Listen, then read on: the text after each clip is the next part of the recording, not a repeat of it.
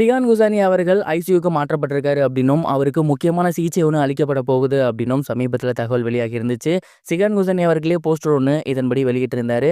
அதில் இந்த தெரப்பியை பற்றியும் அதனால் வரக்கூடிய பக்க விளைவுகள் பற்றியும் ஏகப்பட்ட விஷயங்கள் வெளியிட்டிருக்காரு.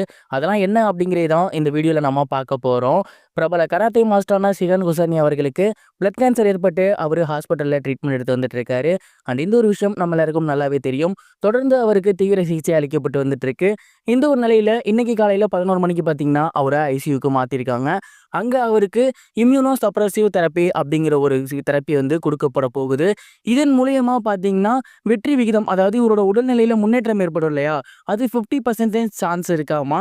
ஆனால் அதெல்லாம் தாண்டி இதனால் வரக்கூடிய பக்க விளைவு அப்படிங்கிறது மிக மோசமானதாக இருக்கக்கூடும் அப்படிங்கிறது தெரிய வந்திருக்கு. அதுலேயும் முக்கியமாக சொல்லணும் அப்படின்னா கல்லீரல் செயலிழப்பு, சிறுநீரக செயலிழப்பு, கார்டியாக் அரெஸ்ட், இது மட்டும் இல்லாமல் வாய் வழியாக ரத்தம் வர்றது, காது வழியாக ரத்தம் வருது அப்படின்னு ஏகப்பட்ட பாதிப்புகள் இதன் மூலயமா வரும் அப்படிங்கிறது தெரிய வந்திருக்கு. இருந்தாலுமே இந்த ஒரு விஷயத்த நான் மிகுந்த நம்பிக்கையோட செய்ய போறேன்.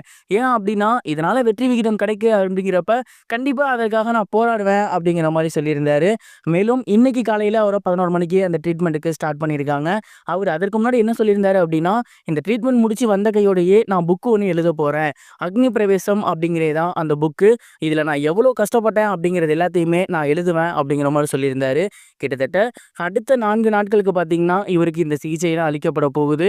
அதில் முழுக்க முழுக்க இவ்வளவு பிரச்சனைகள் இருக்குது அப்படிங்கிறது தெரிய வந்து ரசிகர்களுக்கு மிகப்பெரிய ஒரு சோகத்தை ஏற்படுத்தியிருக்கு அப்படின்னு தான் சொல்லணும். எல்லோருமே இப்போ வரைக்கும் வேண்டிகிட்டு இருக்கிறது என்ன அப்படின்னா, அவர் நல்லபடியாக பொழைச்சி வந்துடணும் அப்படிங்கிறது தான். ஆனால் இந்த மாதிரியான விஷயங்கள்லாம் கேட்கும் போது உண்மையிலேயே மனசை திடப்படுத்திக்கணுமோ அப்படிங்கிற மாதிரி தான் எனக்கு தோணுது. நீங்கள் இந்த ஒரு விஷயத்தை பற்றி என்ன நினைக்கிறீங்க, உங்களோட தாட் என்ன அப்படிங்கிறத மறக்காமல் கமெண்ட் பாக்ஸில் ஷேர் பண்ணுங்கள். இது ஒரு புறம் இருக்க, பிரபல காமெடி ஆர்டிஸ்டான சின்னத்திரை நயன்தாரா, அதாவது அறந்தாங்கி நிஷா இருக்காங்க இல்லையா, அவங்க அந்த சின்னத்திரை நயன்தாரா அப்படிங்கிற பட்டத்தை இதுக்கப்புறம் கூப்பிட வேணாம் அப்படின்னு சொல்லியிருக்காங்க.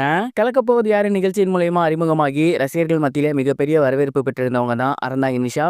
அந்த ஒரு ஷோக்கு அப்புறம் படிப்படியாக வளர்ந்து இப்போ படங்களில் காமெடி ஆர்டிஸ்டாக ஒர்க் பண்ணி வந்துட்டு இருக்காங்க. மேலும் நிறைய நிகழ்ச்சிகள் தொகுத்து வழங்கிட்டு இருக்காங்க. இவங்கள ரசிகர்கள் எல்லாருமே சின்னத்திரை நயன்தாரா அப்படின்னு செல்லமாக கூப்பிடுவாங்க.